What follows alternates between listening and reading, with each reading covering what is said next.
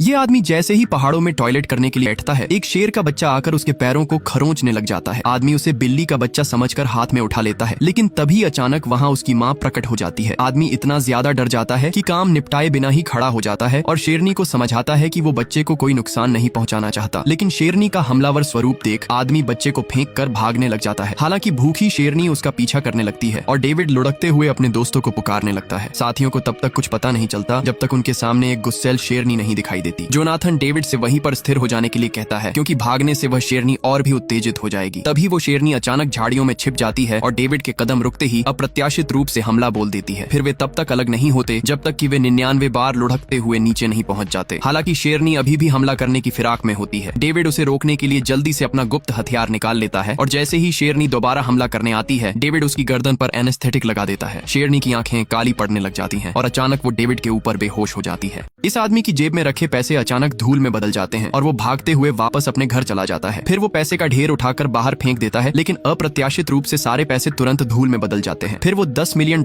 वाली एक पेंटिंग उठाता है और आधा हिस्सा कमरे के बाहर रख देता है, लेकिन कमरे के बाहर वाला हिस्सा तुरंत राख में बदल जाता है। असल में वे चीजें कमरे के अंदर मांगी गई विश से आई होती हैं, लेकिन घर से बाहर निकालते ही वे तुरंत गायब हो जाया करती हैं। आदमी जब इस बारे में अपनी पत्नी को बताना चाहता है तो कमरे में उसे एक भयानक दृश्य दिखाई देता है। महिला जो कभी माँ नहीं बन सकती थी, उसने एक बच्चे की कामना की होती है। आदमी काफी ज्यादा घबरा जाता है क्योंकि उसे पता नहीं था कि बच्चा असली इंसान है या नहीं। फिर वो पत्नी को इच्छा के दुष्प्रभावों के बारे में बताता है, लेकिन महिला को उस पर विश्वास नहीं आता, जिस वजह से वो बच्चे को बाहर ले जाने को कहता है। बच्चे का चेहरा तुरंत लाल होने लग जाता है और आदमी मौके पर दरवाजा बंद कर देता है, लेकिन वो इसे बर्दाश्त नहीं कर पाता और बच्चे को तुरंत बचा लिया जाता है। धीरे धीरे बच्चा काफी बड़ा हो जाता है और तब से उन्होंने कमरे को सील कर दिया होता है। बच्चे को बाकी की जिंदगी इसी कमरे में गुजारनी होती है। लेकिन उस दिन आदमी को घर के असली मालिक का कॉल आता है। मालिक कहता है कि लड़के को आजाद करने का एक ही तरीका है कि उस व्यक्ति को मरने दिया जाए जिसने उसे पाने की इच्छा जताई थी। इस महिला की उम्र 200 साल हो चुकी होती है, लेकिन उसका शरीर अभी भी जवान दिख रहा था, क्योंकि भविष्य की इस दुनिया में हर कोई 25 साल का ही रहता है और यहाँ की करेंसी पैसा नहीं बल्कि समय होता है। कुछ लोग हजारों साल तक जीवित रह सकते हैं, जबकि अन्य केवल एक दिन ही जिंदा रह सकते हैं। गरीब लोगों को जिंदा रहने के लिए हर दिन कड़ी मेहनत करनी पड़ती है। डेविड कस्बे में रहने वाला एक गरीब आदमी होता है जो फैक्ट्री में मजदूरी करके अपना समय कमाया करता था। एक दिन काम के बाद वो अपने दोस्त से मिलने उसकी फैक्ट्री चला जाता है, जहाँ उसका दोस्त उसे बताता है कि 100 वर्षीय अमीर आदमी बार में शराब पी रहा है। एक रईस आदमी के लिए एक गरीब इलाके में अपनी पहचान उजागर करना काफी खतरनाक होता है, जिस वजह से डेविड उसे चेतावनी देने के लिए जाता है, लेकिन वो अमीर आदमी जाने से इनकार कर देता है कि तभी वहाँ पर कुछ क्रिमिनल आ जाते हैं और डेविड उस आदमी को जल्दी से कंटेनर में छिपा देता है। फिर वो उस आदमी से बात करता है और महसूस करता है कि उसे अब जीने की कोई इच्छा नहीं है। अगले दिन डेविड उठता है तो उसका समय 100 साल बढ़ गया होता है और उस अमीर आदमी ने आत्महत्या कर ली होती है। डेविड बस स्टॉप पर अपनी माँ का इंतजार कर रहा होता है कि तभी उसे कुछ गड़बड़ी का एहसास होता है और वो अपनी माँ को खोजने के लिए दौड़ पड़ता है। बस का किराया काफी ज्यादा होता है, इसलिए माँ को भागकर घर जाना पड़ता है और जब वे मिलने ही वाले होते हैं कि माँ का समय अचानक शून्य हो जाता है। इस आदमी का कोई वास्तविक चेहरा नहीं था। जब वह नींद से उठा तो रस्सी का सहारा लिया और एक दीवार की ओर चला गया। फिर उसने एक स्माइलिंग फेस उठाया और यह सोचा कि आज का दिन काफी अच्छा गुजरेगा। लेकिन जब वो पानी खरीदने के लिए दुकान पर गया तो दुकानदार ने उसके साथ काफी बुरा बर्ताव किया। उसने दुकानदार की बात अनसुनी कर दी और काम पर जाने के लिए आगे बढ़ गया। रास्ते में एक आदमी उसे टकरा गया, लेकिन उसने अपना स्माइलिंग फेस बनाए रखा। फिर जब उसने देखा कि सड़क पर लोग उसे बुरी नजर से देख रहे हैं तो उसकी मुस्कान गायब हो गई। बस में चढ़ते वक्त लोग उसे धक्का देते रहे और आखिरकार जब वो बस में चढ़ गया तो वे उसे घूरने लगे। अचानक उसने देखा कि एक महिला उसे मुस्कुराते हुए देख रही है, जिसे देखकर वो भी मुस्कुराने लगा। बस में सवार लोग उसे गुस्से से देखने लगे और उसकी मुस्कान फीकी पड़ गई। फिर जब वो ऑफिस पहुंचा तो बॉस ने उसे देर से आने के लिए काफी डांट लगाई। उसने काम करना शुरू किया, लेकिन तभी एक सहकर्मी ने बिना किसी कारण गुस्से से उस पर पेन फेंक दिया। आदमी असहाय महसूस कर रहा था और उसका चेहरा पूरी तरह से उदास हो गया था। आदमी गुस्से में ऑफिस से बाहर निकल जाता है, लेकिन घर लौटते समय एक और आदमी उससे टकराकर मुस्कुराया, लेकिन उस आदमी का चेहरा गुस्से से भरा हुआ था और घर पहुंचकर उसने अपना मुखौटा उतार कर दीवार पर टांग दिया। अब उस आदमी के पास केवल एक ही स्माइलिंग फेस बच गया था।